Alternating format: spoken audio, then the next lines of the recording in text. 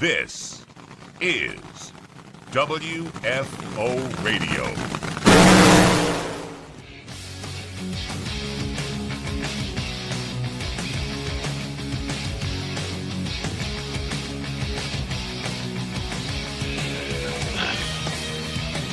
Good evening, ladies and gentlemen. How are we doing tonight? Is everybody good? Everyone good? I hope so. I mean, it's hump day. It's hump day. We're getting that close to the weekend. We are. We're getting there, man. And I'm ready for it. I'm coming off of a little vacay, a little big media event yesterday at the Motorplex, but I'm ready.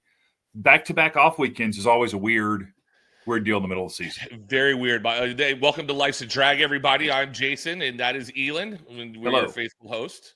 And again, we probably should do better about this. Hey, if you're watching this, we are not live today, okay? We are live today. We're live today. But when you're watching it, you won't. It'll be taped. I'll be able to watch it with you and critique my performance, which is already off to a very rocky start since I don't really understand show formatics, and I just start talking before I introduce myself. And we need Jason for that. By the way, it doesn't even matter. I like it. I like it better that way too. It does. It matters. There's people that are checking this stuff and double checking. There's rooms of people, just like Bruce Willis in Armageddon. Don't we have rooms of people just thinking of stuff? That is how horrible. My wife goes, "We're watching Armageddon again," and I go, "If it's on, I'm watching it." Yeah, I watched it this weekend. It was on at the hotel. I just cruising channels, and it's on, and I just watched it. Armageddon, Shooter. Like if my wife comes home from work and I work from home, and Shooter, the Mark Wahlberg movie, which is great. How it didn't win multiple Academy Awards, I do not know. If it's on TV, it's like an immediate power down. Like, there's nothing positive is going to happen. Yeah, you were supposed to clean the garage. I'm sorry, we got to watch this. It's not happening. A Shooter, Shawshank Redemption, Armageddon back to back, like on AMC. Yeah, that's me. Done. I'm done. It could be 3:00 in the morning, and I'm like, damn it. See, and I watch, and my wife's like, you watch the dumbest movies. If Roadhouse is on with Patrick Swayze, forget it. Also watched Roadhouse this weekend. Oh, you have to stop and watch. Yeah, and also moment of silence for Patrick Swayze, possibly peak physical specimen, FU cancer, right? And just amazing. T's and P's. The best part when he rips that guy's throat out at the end, so great. And then throws the body across the lake. Like how is that going to just float across to Brad Wesley's house from there? Right. No. I love when Brad Wesley's eating the breakfast. What's up to eat there, Dalton? Yeah. No, I'm good. Yeah. And the girl's doing her stupid jazzercise in the such a great movie. It has so many. That movie was so great, and then the remake was so terrible. Oh, yeah. They should show that if the CIA needs to extract information from anyone, make them watch that movie back to back. By the third time, they'll be like, "I'll tell you where everything is." Yeah, that just Jake Gyllenhaal, not good. Not good in that movie. So good in Nightcrawler, so not good in Roadhouse remake. Right, no, wasn't good. I watched. I told you I watched on the plane coming back. The Covenant, unbelievable in that movie. Oh, great. Yeah, I need to get that. We talked about that last time. That's on my list to get into. So, but you're doing all right. I mean, I know we're not live, man. I'm not live because this job that I have, this responsibility, like you were just asking me before we came on, what's going on in Wimbledon? I don't know.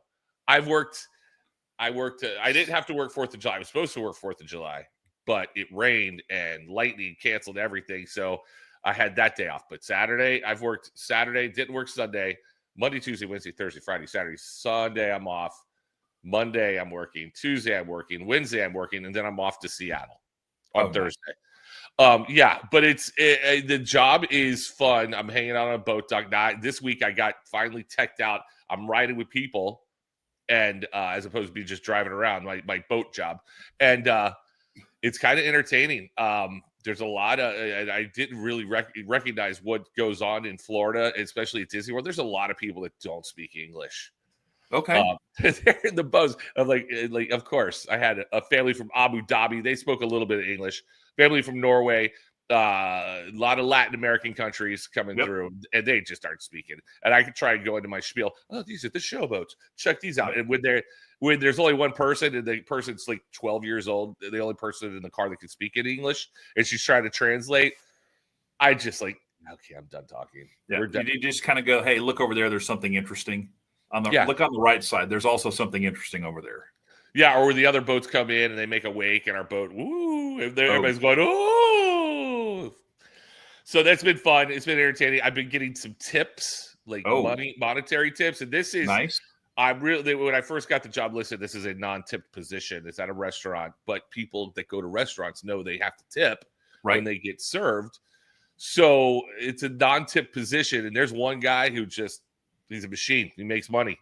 He made $147 the other night. And I'm like, whoa, awesome. Good for you. Wow. You got like a tip on like every ride. I only made $20 in tips that ride. Okay. That night. What is that? What's your tip delivery system? Like when you're tipping somebody, do you like do the hide the money in your palm kind of like secret tip deal? Or are you just like big baller, like everybody around you, like, here you go, fella. Thanks. Appreciate the effort. It really depends on where I'm at. Like a valet. Here you go, bro. Take it. I'm not doing the secret handshake because you got to tip the guy. Right. The fun part is me trying to not give him 20s because I believe in tipping on the way in and on the way out. Yeah, same. Like for valet and things like that. Yeah. Yeah, and if I've got a bag or something, he's going to get $5 on the way in and $5 on the way out. He might even just get $5. I'm going to give the guy $10. Do I give it to him right at the beginning or right at the end? No, I'm just giving you on the way in and the way out. But if I don't have 2 5s, I'm like, oh, here we go. And I hate asking for change with that one. So that's a terrible one there. But like if I'm at, if it really just depends on where I'm at. I will give them the closed handshake every once in a while. And that's been fun to watch too. People try to figure out, and you can kind of side eye them a little bit. Like, they're kind of like taking it and kind of going. Yeah. It's great. Yeah. But so we stayed at a hotel in Charleston called the Spectator, which I highly recommend. Okay. Was a little bit pricey, but they had butler service. Yes. And I had to go to the Google and say, what's the standard tip policy on something like this? Because they were like super helpful, and it was like basically $20 or $30 per night. Okay. That's not horrible. And so at the end, we were there Thursday to Sunday, so 3 nights, and I left him $100. Sure. But you put it in an envelope. But then I was like super kind of weirded out. Like these guys must really trust each other because there were like 4 of them and they were kind of rotating, like the honor system. Right. Like I just left it in the room. And then I told the guy on the way to check out, like, hey, I left a tip up in my room for the butlers. And he was like, okay, cool.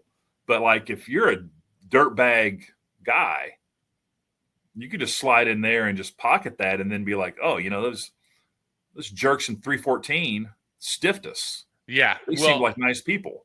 Yeah, at the boathouse, the captains have their way because if you have like 2 boats with one family in them and they're just too big to put 4, they got more people.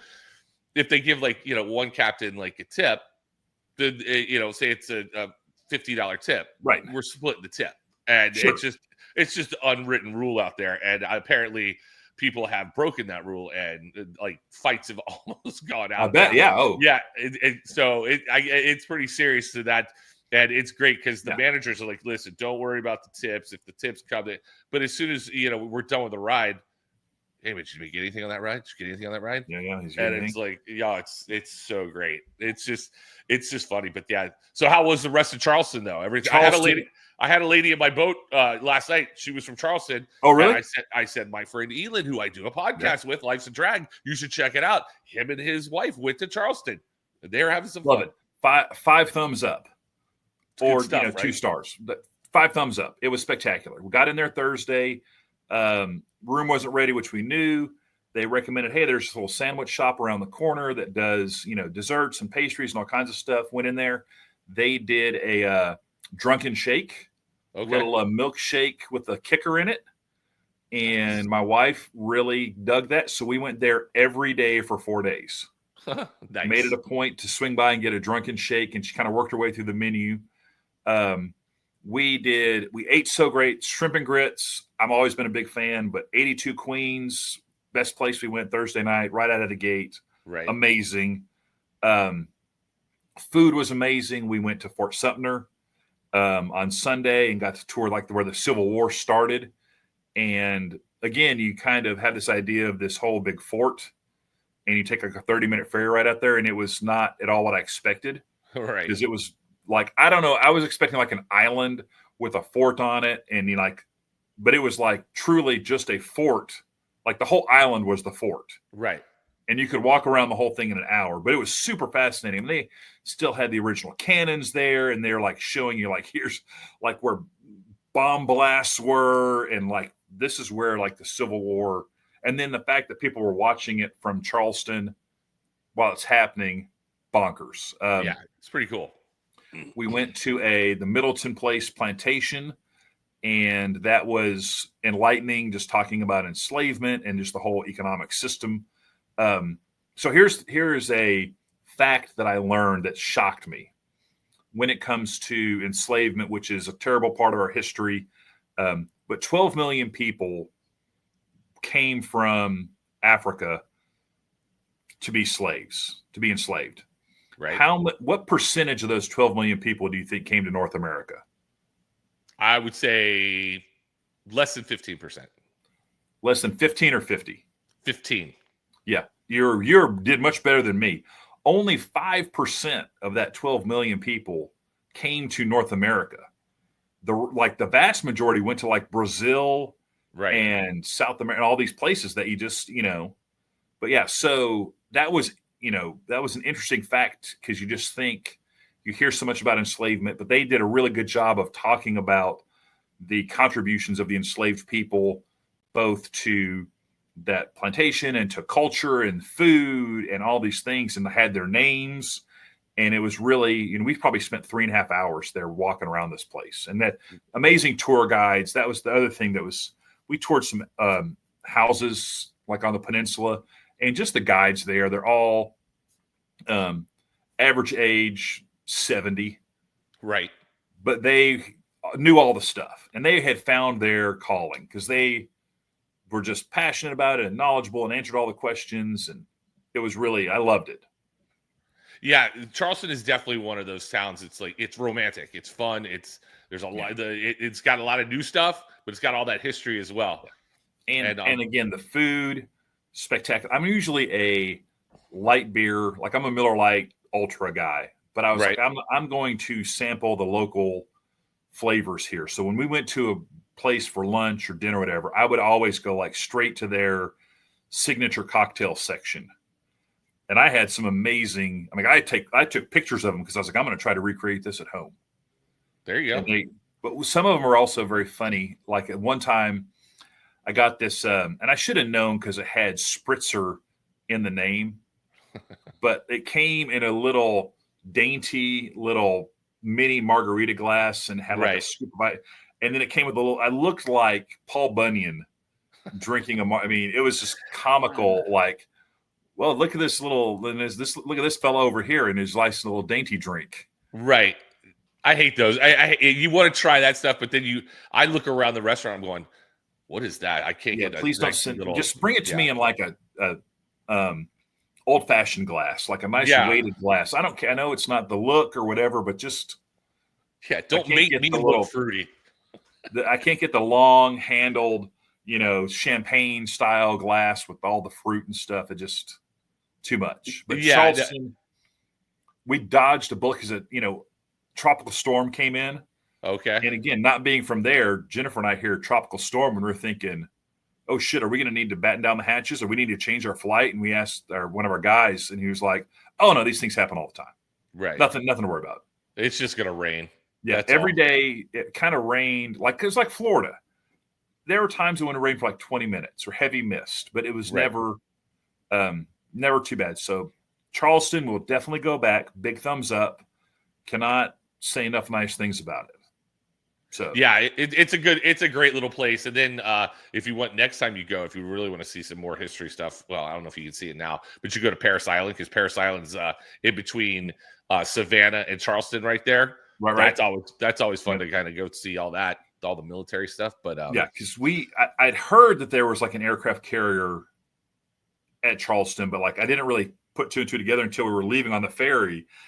And they're like, if you look over here, here's an aircraft carrier, and here's and I was like, oh, I'm interested in that stuff. So yeah, that's fun. Did you see any celebrities while you were there? Because we like didn't, but I knew that. I'm trying to think. Stephen Colbert has a place down there. Jennifer knew that. But on our way out of town, our Uber driver was just talking about all the celebrities. Like Bill Murray lives down there. Yep. And she just listed off like 6 people. That Danny McBride has a place there. We did not see any famous people. Man, that's unfortunate. I wish you'd seen somebody from Southern Charm. You probably next time. I probably did, and I didn't recognize them. Yeah, next time you go. The lady on my boat yesterday, I said, oh, you're from Charleston? I go, you know what my favorite TV show is, right? She goes, please don't say Southern Charm. I go, oh, man. No. And for like the first 5 minutes, she goes, who's your favorite on there? I go, Shep's my favorite. She was like, he's the worst. And, she was great. It was so much fun. Yeah, but it was also fun 4th of July down there. Like the morning of the 4th of July, we were walking down to the I also didn't know Charleston was a peninsula, by the way. Yeah. I just thought I knew it was coastal.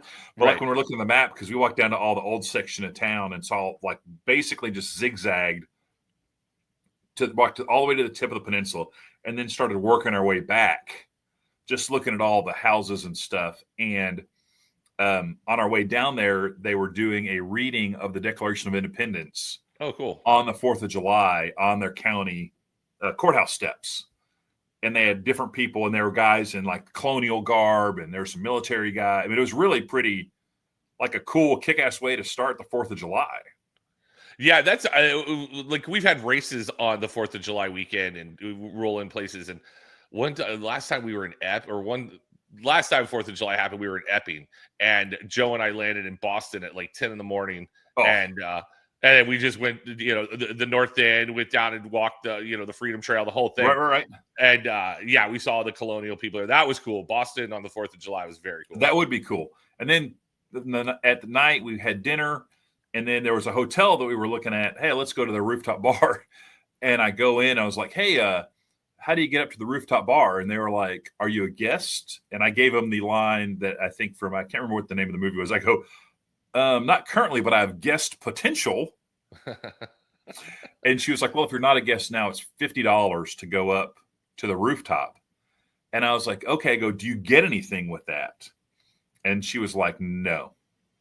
And I was like, okay, well, that's an excellent job of keeping the riffraff out. Right. And while I don't consider myself riffraff, that's too rich for my blood. So we went to the custom house, and they had stairs on the back of it, kind of like the Lincoln Memorial or whatever. Right. And we just randomly went up and picked a side. I mean, it was pretty big. And when they started the fireworks, we realized everyone to the left of us, their view of the fireworks was blocked by this big tree. Oh, boy. And so then they all merged over to our section. But it was really, we saw 2 or 3 displays off in the distance, but they got a really kind of a kick-ass display right in front of us, which was also, pretty cool. That's awesome. So big thumbs up for Charleston all around in your fireworks. Beautiful. I love it. Hey, by the way, every night I see fireworks from Epcot. I know. That's the law of diminishing returns to sit in on fireworks for you. Yeah. I'm just like, whatever. And people are like, they come over like, oh my God, what time are the Epcot fireworks? I go, they're at 9:00 every night. You should know every that. night on the clock. And, yeah, it's on the dot. And I go, but you can't really see. You just see them over the top of the trees because I have to show at Epcot's in the water. It's like, okay. Yeah, and I'm remembering that. I mean, I've lived in Orlando I've lived here my entire life. I was born in Jacksonville, but lived here. And I'm really remembering all the Disney nerd trivia and like stuff that I know. But that comes in handy on the boat. It does, and I'm just going through the Rolodex, referencing back, and I'm like, oh yeah, no, that one's long. That ride's long gone. They're doing this and that. Well, it's been forever since I've been here, so I just want to know what's great. Do they still have the Judge Roy scream? No, ma'am, that's Six Flags. You get off the boat. But that job's fun. But so you were at the Texas Motorplex yesterday doing your real job. Yeah, huh?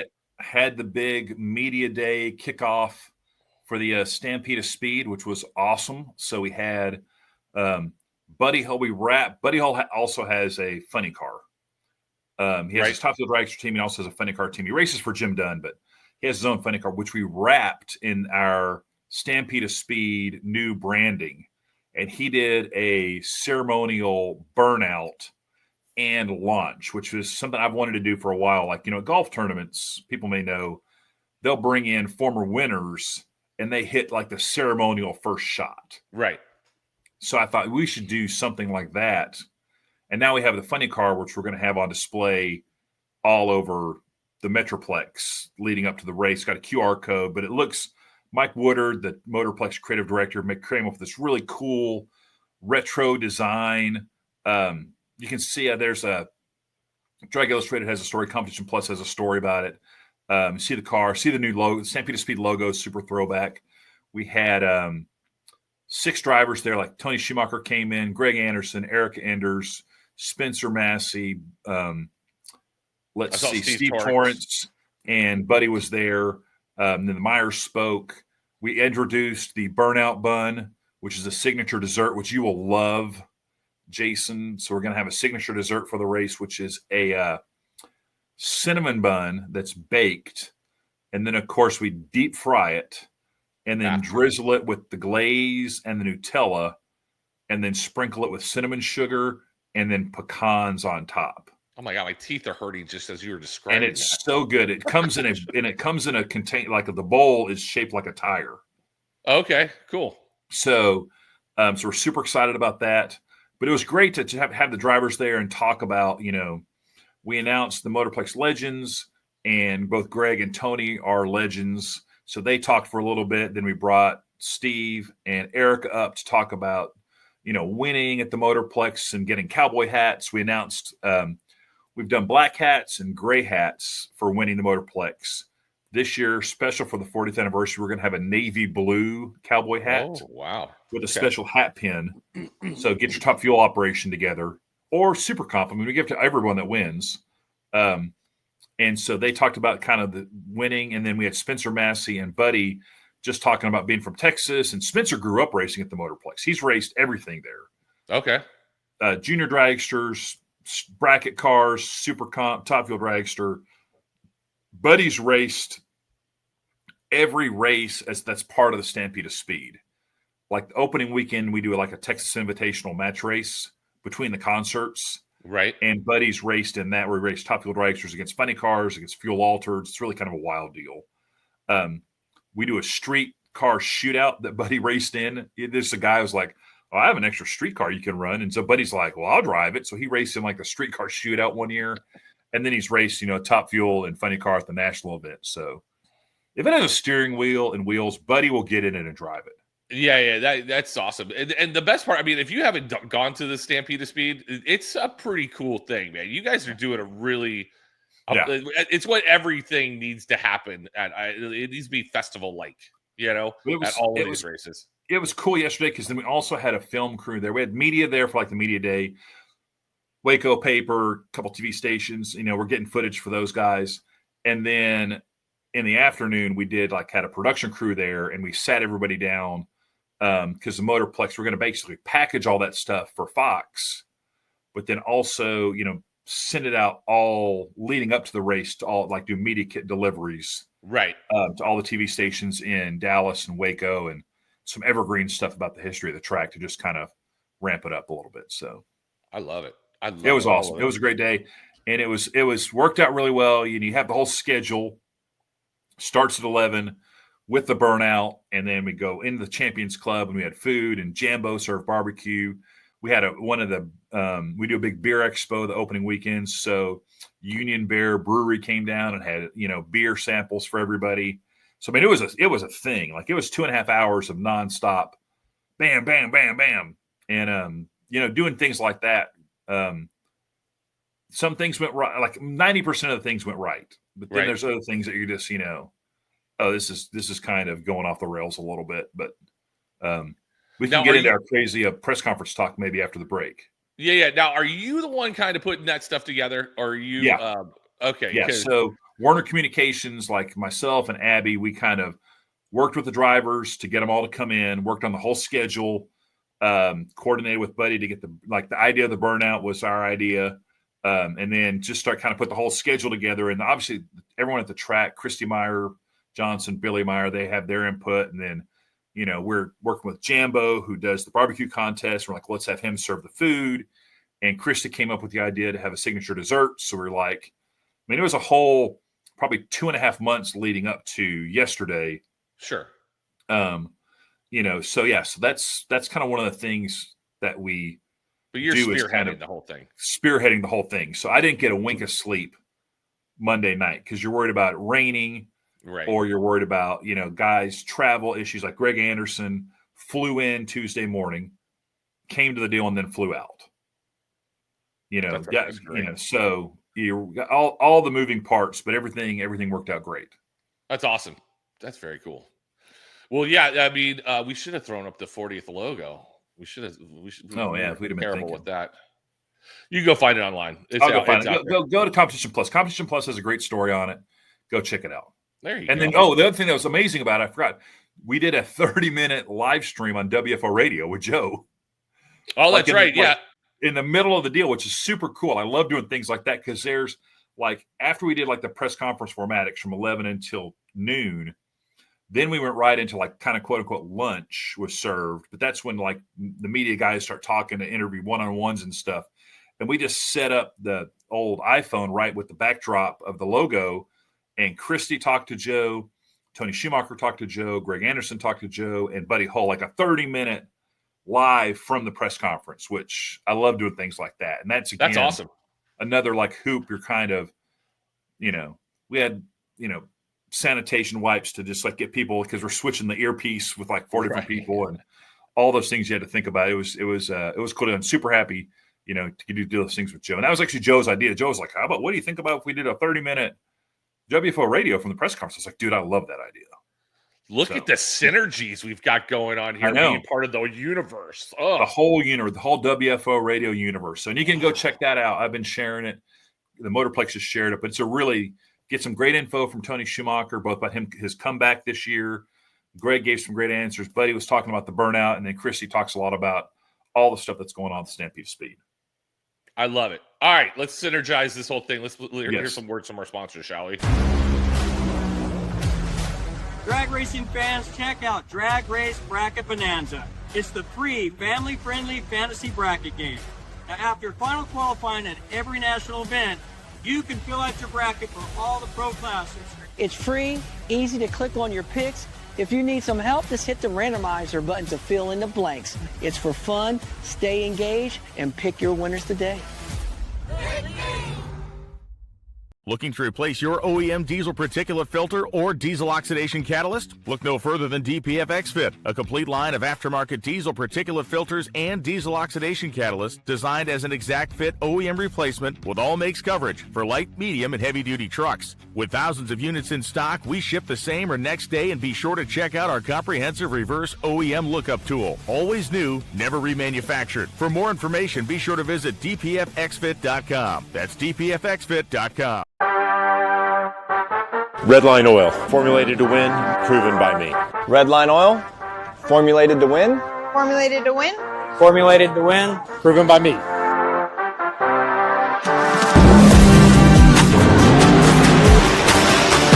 Formulated to win, proven by me. Proven by me. Proven by me. Redline Oil, formulated to win, proven by me.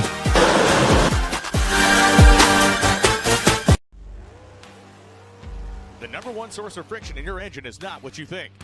Piston rings rubbing against the cylinder walls generate more friction than any other part of the engine.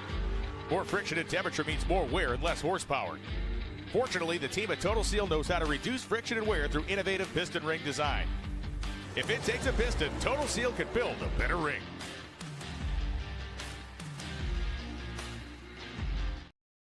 I love the Matt Hartford. Whoa. Yeah, that one at the end, that hero shot of Hartford gets me going. Yeah, every time. Well, if you're just now joining us, welcome back to Life's a Drag. I'm Jason Logan. That's Elon Werner. And we're in it, man. We're not live today. Sorry, part of it's life. I got to deal with the job. Right.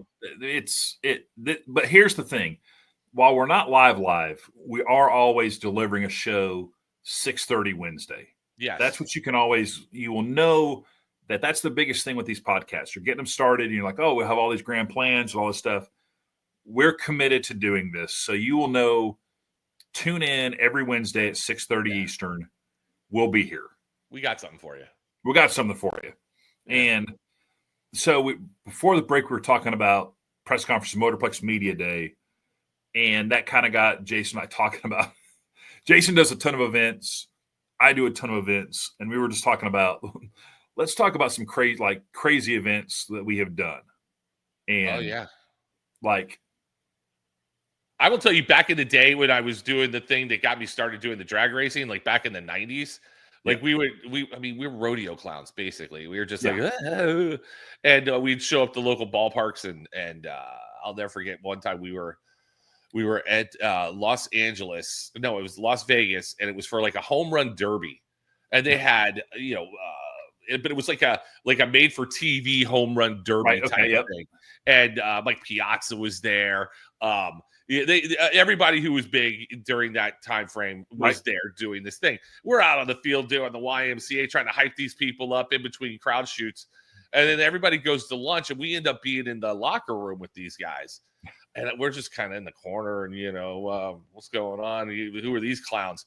And all of a sudden, like where we were, there was like a big gymnasium. It's a big complex, and I could hear all this cheering and chanting going on over there. I'm like, what is going on? And I'm like, I opened the door because I was like, if I open the door, what am I going to get sucked into the vortex of, secret, people shooting each other and stuff. And so I opened the door, and it's a volleyball tournament. I mean, girls from the age of like 8 to 18. And I'll never forget, these baseball players. Mike Piazza's just like, dude, what is going? He sticks his head in there. He goes, oh, my niece does this stuff, so he's kind of watching a little bit. And so then I'm like, the girls are trying to warm up, and they're doing this chant. I don't know if you've ever heard of this chant, but it's the Gigolo. You ever heard of the Gigolo? I feel like I've heard of it, and I'm sure as soon as I.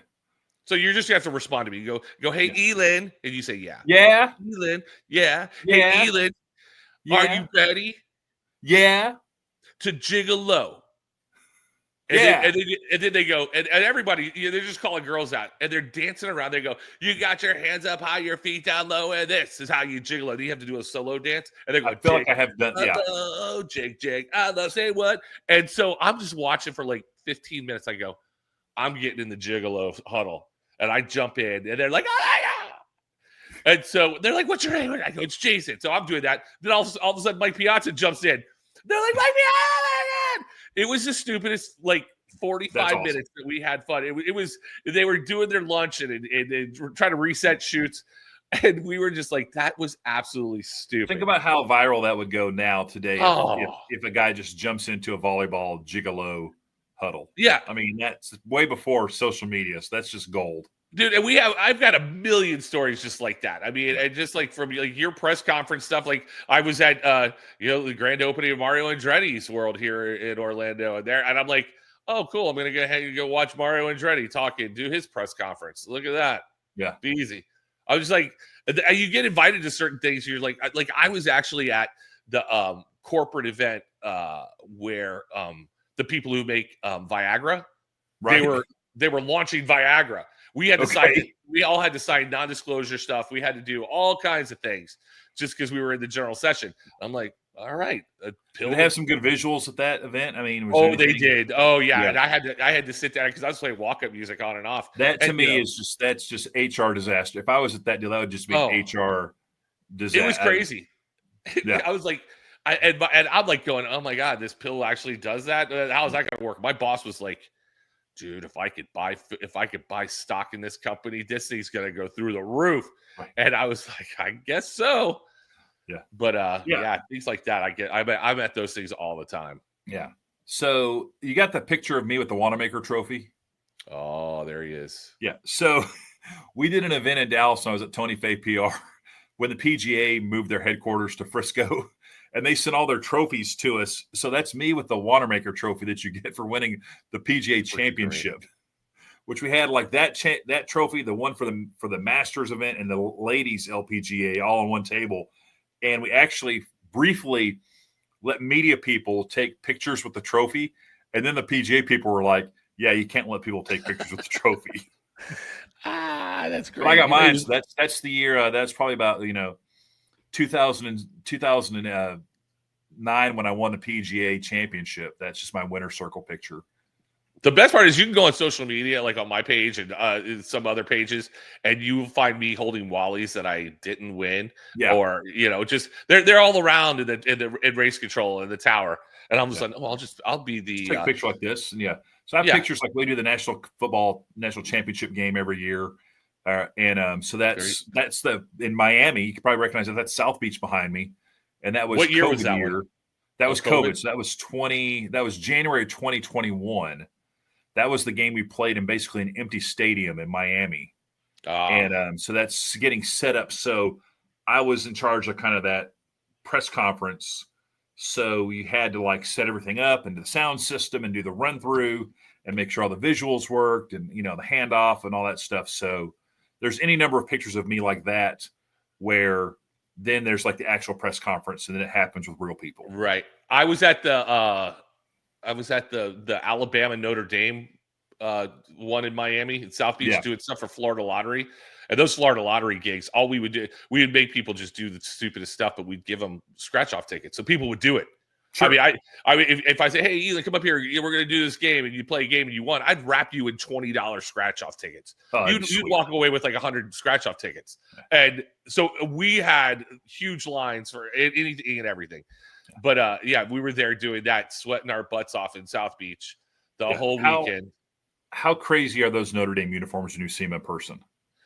The Golden Dome helmets are nice. I mean, because they were just in the national championship game this past year, and I was at the game and I'm on the sidelines and they're warming up, and you just feel yourself like your hand just naturally starts going towards them to like you just want to touch them. They were like so crazy impressive in person. It's just like. Well, they're iconic. Amazing. And they so I do I used to do a bunch of stuff for Florida Citrus Sports, which handles like all our bowl games and stuff here. Right, sure, yeah. And we would, we do the Day for the Kids, which we actually did at Andretti's one time. They bring in underprivileged kids to hang out with the football players and all that fun stuff. And I'm just DJing, having fun with the kids and, getting people to dance and stuff. But the players, I'm like, there are special human beings that are 6'8", 350 pounds. Just giant human beings. Right. And those are the ones you see on TV. Those are the ones, the Brian Bosworths of the world. Those guys are physical human beings. But the rest of the team, they're not that big. No. They might be 6 foot, 190 pounds, but they're fast. And that to me, when I'm around college football players, you're like, that guy just got a full ride to play here because they have that kind of scholarship money. Yeah. We do the media day at these events, and it's so structured. And we did one when the national championship game was in Tampa. I think it's like 2012. Alabama was in the game, and they basically parade that each team does an hour, and it was at the Tampa ice skate, the Amalie Arena. Right. So it was their ice skating rink. So you basically had all this you're on the ice. They had all covered up and everything. But they have these things, we call them hot dog stands because they look like hot dog stands. But like the head coach goes in one, the quarterback, like 6 significant people on the team. Right. And then the media gathers around them and it has their name on the top and a placard. And then all the other skill players, they had tables that said like tight end, offensive line, running back, assistant coaches. And they do like an hour deal. And so I can't remember who Alabama was playing, but the other team was out there first. And they paraded in and the guy is holding the sign that says like Alabama and then head coach and offensive coordinator. And I just happened to be standing beside Coach Saban, and he looks like, "Hey man, what's this all about?" And I was like, "Well, I go there, when whoever's done, they're going to leave, and we're going to parade you guys in. You're going to walk out of the tunnel. There's a walkthrough deal. It's got a fire cannon on it. They're going to be shooting lasers and playing gladiator music." And you come in, and then they're going to take you to your station and all this stuff. And he's kind of like, "Oh, okay." And I was like, "Yeah, that's kind of the deal." And I go, what do you think about this, coach? And he's like, well, it's, it's kind of cool for the kids to do, but I just want to practice and keep, go back to the hotel.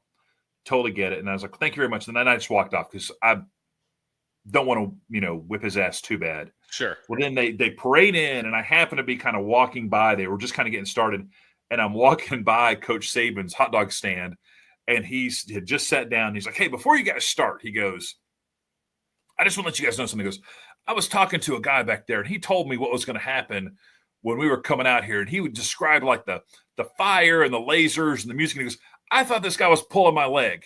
He goes, this is amazing. And I'm thinking, what does Coach Saban like? Who would lie? Who would make something like that up to Coach Saban? That's the fun part about these events, because you find yourself next to people who everybody in the country knows that are like I have friends that are hero. like roll tide all the time, and I'm just like, and you find all they want to know, because they're out of place. Yeah, like you said, Nick Saban, all he wants to do is practice and go back to the hotel. Yeah, he just go for the game. What's about to happen here?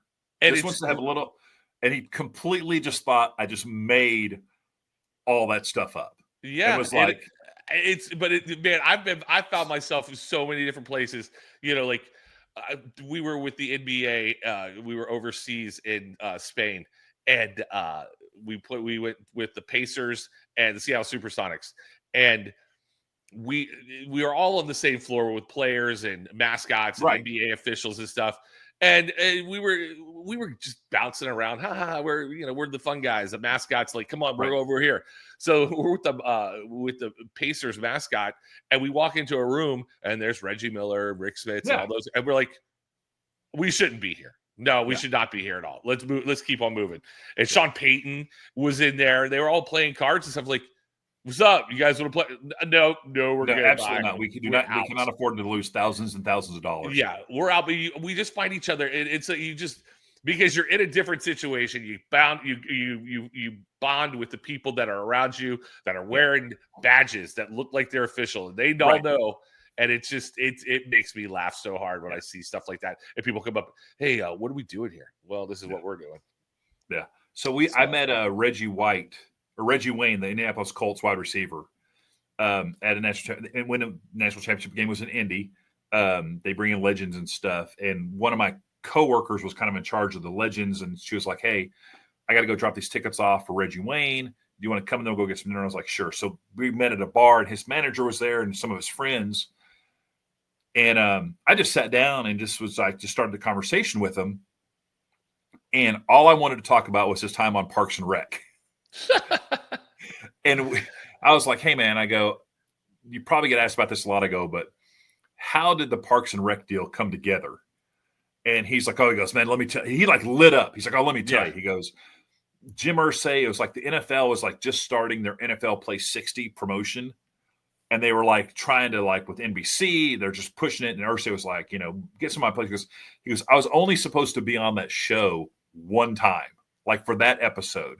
He goes, but I had so much fun. I told him, I go, anytime you want me to come back. And I was like, this is my $1 million question. I go, are those people as funny all the time as they are in this show? And he's like, I have never laughed as hard at those guys. He goes, Chris Pratt, Nick Oberhofer, Amy Poehler. He goes, the outtakes, he goes, were hysterical. Because like in that show, they're like on the field and they're like throwing passes and stuff. And Aziz Ansari's there. And he's like, some of the stuff they said, he goes, was so funny that like we would like just completely stop down for 10. He goes, and it was fine. He goes, we were like 4 hours over our time and all this stuff. But it was just a really funny conversation. And so at the end of the conversation, someone was talking about, he goes, I'm doing all this stuff for the championship weekend. He goes, yeah, they want me to introduce a band tomorrow night. And he goes, I don't think I'm going to do it. And I was like, what? Because they had bands every night at Monument Circle. Right. And they're like, yeah, they want me to introduce somebody. He goes, I'm not familiar with it. It's like AJR. And all of a sudden, I was like, dude, that's a really good band. There'll be tons of people there. I mean, it's crazy cold. He goes, you should totally do it. He's like, okay, man. He goes, maybe we could do it. And he's like, what's going to happen? I go, well, they're just going to announce you as Reggie Wayne Indianapolis Colts Hall of Famer, blah, blah, and people are just going to lose their minds. And you just go out there and say, what's up, Indianapolis? Here's AJR. And then this wave of adoration just hits you like a, he's like, oh man, that's cool. He goes, man, yeah, we should totally do that together. And I was kind of like, yeah, whatever. So then I go on about my business. Well, Saturday comes around, and my job at the national championship game is playoff end central, like the fan experience deal. Right. And usually I'm done in time to go to the concerts, but this night they had TV stations that wanted to come in and do live shots because it was so cold outside. So I had to leave. So it's like about 8:45, and I get a text from my friend Icy, and she's like, hey, Reggie's asking where you are. And I'm like, what? And she's like, yeah, Reggie's got to introduce AJR. And he said, you guys are doing it together. And I'm like, I am still stuck at Playoff Fan Central. I'm not going to be there. And her next text was, Reggie Wayne does not like that.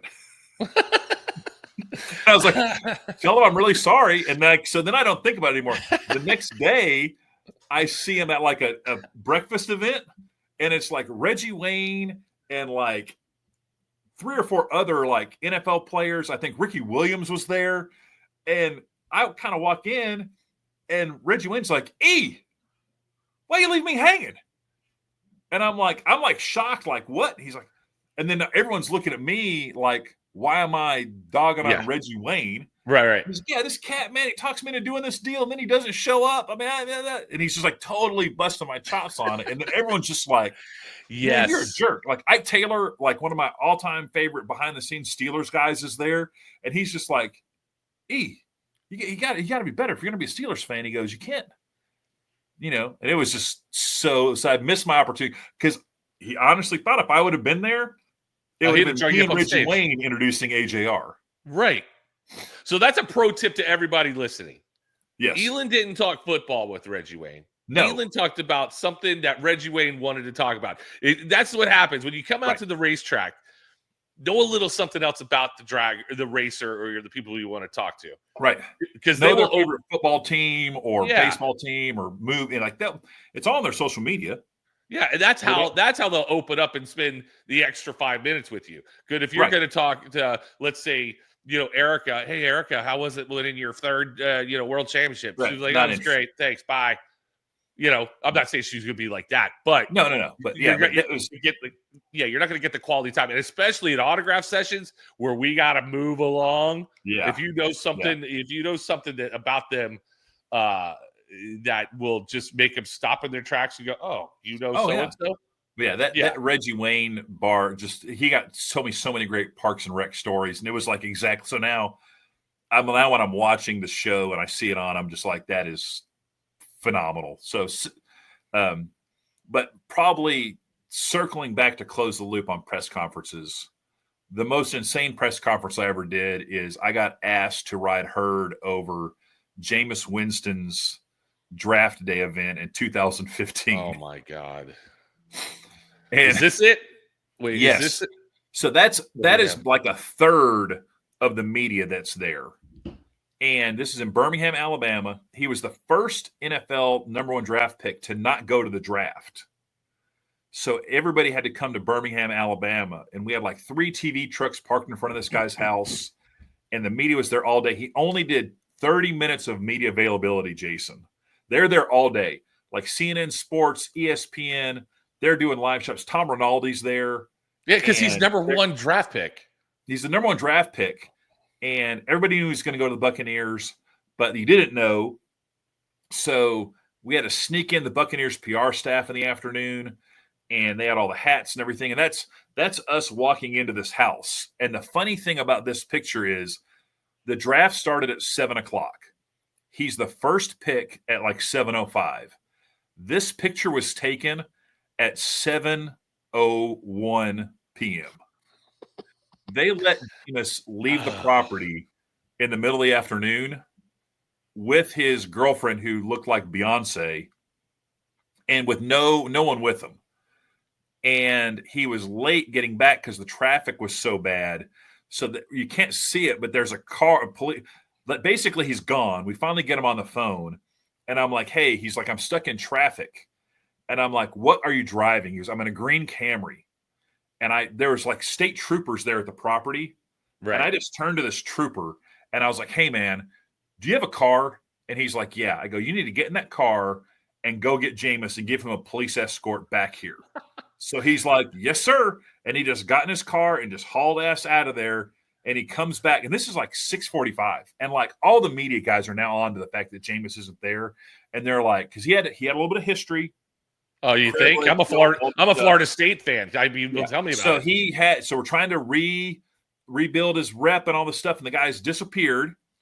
And they're like, he's going to miss this deal, isn't he? And I was like, oh, no, nothing to see. This is all part of the plan, blah, blah, blah. He comes hauling ass on this property, just driving over TV, truck cables, pulls up. He gets out of the car. We walk up those stairs right into a room, and he sits down on a couch as Goodell is talking and doing the welcome to the draft, blah, blah, blah. And I'm standing there, and what you can't see if you watch the ESPN Raw feed is where they were. There was a door to their backyard that we had locked. Families on the couch, there's people all standing around, and I'm like if you're looking at the deal, I'm off to one side of the TV. As Goodell is talking and saying with the number 1 draft pick, the Tampa Bay Buccaneers select, from Florida State, Jameis Winston, the door from the patio opens up, and one of his uncles starts walking in. When you see them go to the shot on the truck, you see the back side of my body. I literally dove in front of the TV set and slammed the door in this guy's face, and I'm now laying on the ground. So if you watch Jameis respond to like Goodell, because it's a live stream, you see him kind of go, oh, yeah, and he's on Beats headsets taking the call because that's when they did the first. Oh, I got to go back and watch this. Because it's basically, they're like, this is the most insane thing ever. He was so cool that whole night. We're walking around, we're doing all this media stuff, and he did a live call back to Chicago and all this stuff. And at one point, he turns to, they had a photo booth set up upstairs. He goes, hey, man, you want to go upstairs and do some photos? And I was like, hey, man, I'm just working.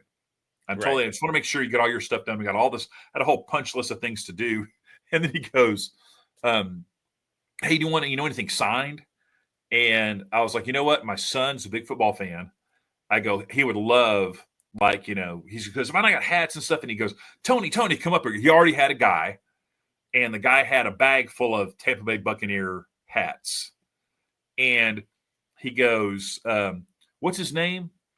I know he actually said, because we've been talking about my kids. And he goes, let me sign something for your son, Nick. Like he remembered Nick's name. Right. And so he signs this Tampa Bay hat, to Nick, thanks for your support or best of luck. Jameis Winston, number 1 draft pick, 2015. And he's like, here you go, man. Thanks for everything. It was a crazy deal. But I got into a screaming match with Tom Rinaldi before the deal started because that year they alternated, apparently, who got the number 1 draft pick first between NFL Network and ESPN. Okay. And it was supposed to be ESPN's year that year. But Jameis had a little bit of a beef going with ESPN because of coverage and how they portrayed him a little bit. So he was like, I'm not doing ESPN first. I'm doing NFL Network first. So I had to be the one to break the news to ESPN about that. And they were not having it. They were like, this is our year, blah, blah. And Rinaldi's just giving me the riot act. Listen, Jameis, I'm a lifelong Florida State fan. That's my team. And when Jameis got in trouble with the crab clause, right, and he was there part of the whole free shoe you type deal, or that might have been just a little bit before him, right. And but we were like, I mean, not since Charlie Ward did we have anybody as good as Jameis. And but Jimbo Fisher wasn't putting up with Jameis for a minute, and he had to rebuild a little something. Yeah. When he went number Jimbo 1, was there. Jimbo was great. He was so nice. But we go through all the stuff, and I'm trying to think of what.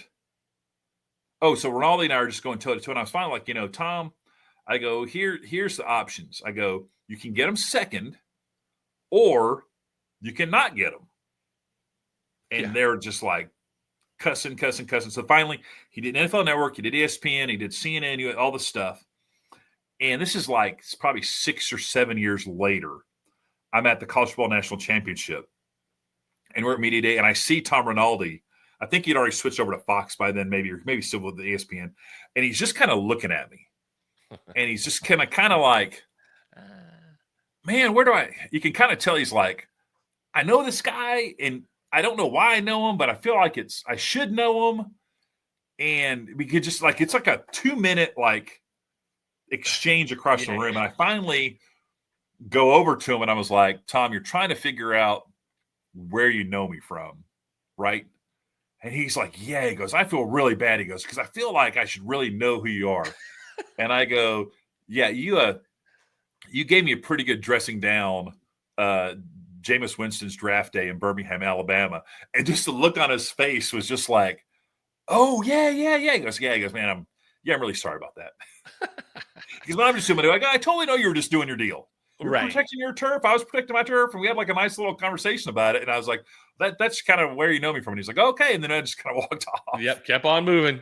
Keep it moving. Yeah, it is funny.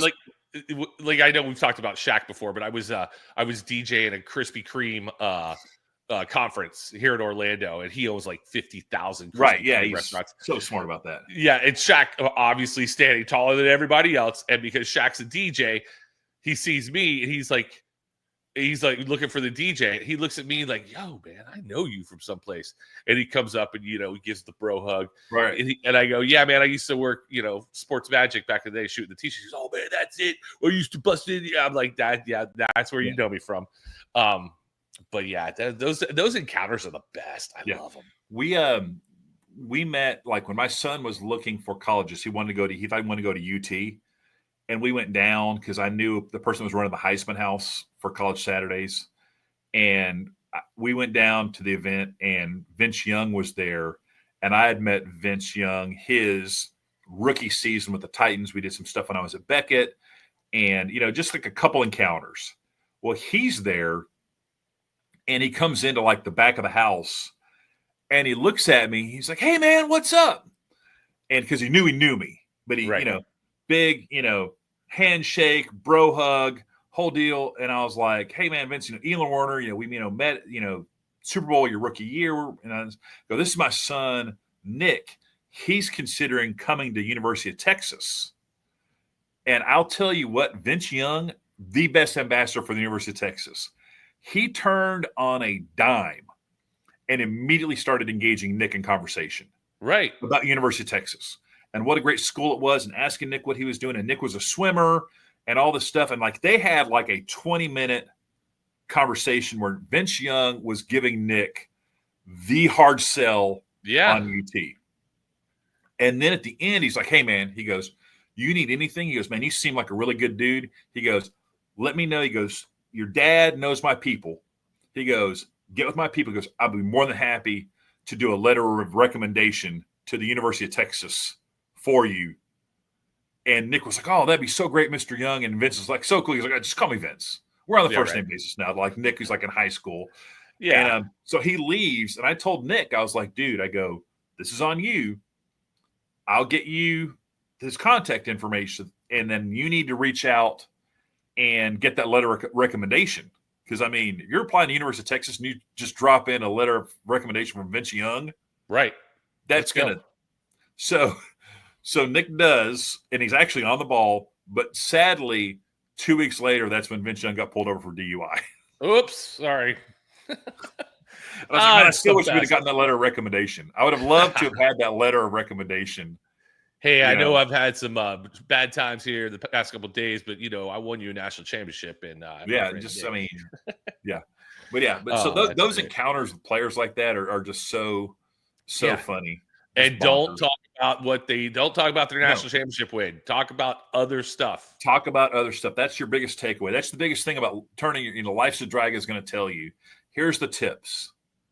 Just talk to them like they're regular people, because they really are, and they get their asses whipped so many times. And if you just go up and ask them regular questions, they're more than happy to talk about just about anything. Yeah, and they're always waiting because everybody's out there sniping at them. They're waiting for, you're gonna you did this, you did that. Well, what happened here? Why did you get a DUI? Why did you steal all the crab legs? That's what they're waiting for. So they, if you disarm them with like a regular question, then you're good to go. Like I go in, like if I see a famous person, like I met Mike Tyson at DFW Airport. I actually walked by him and was like, holy shit, that's Mike Tyson. Right. So then I like looped around. I walked past him again because I didn't want to come up like behind him for fear like you tap Mike Tyson on the back of the shoulder and he just turns on you and crushes your face.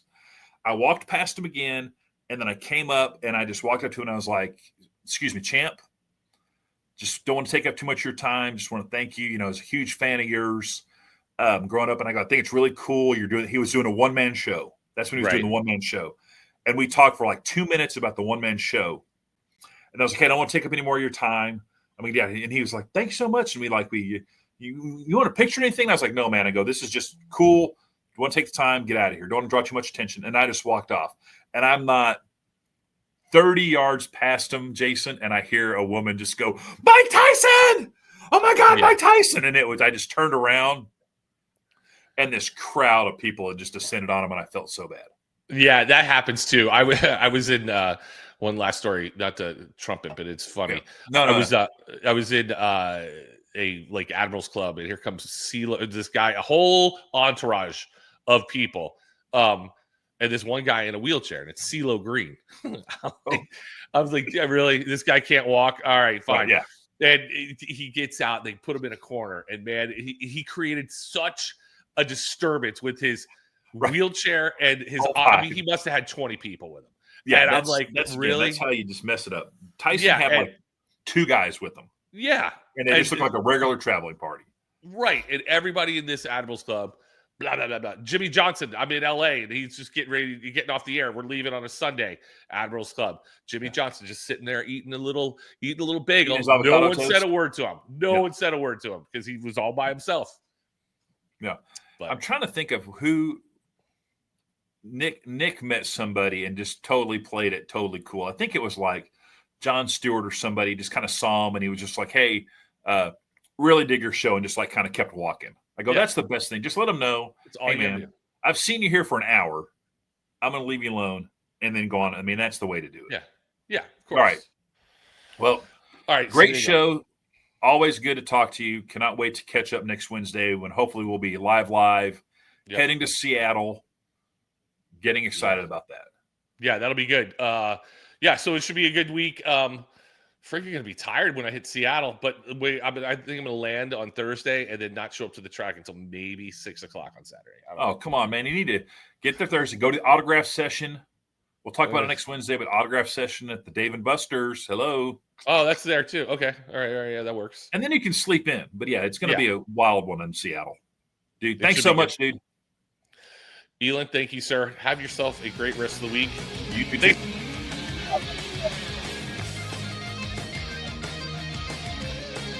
What tells you to do. Thank you very much for watching. Have a great night. Great weekend. Later. See you soon.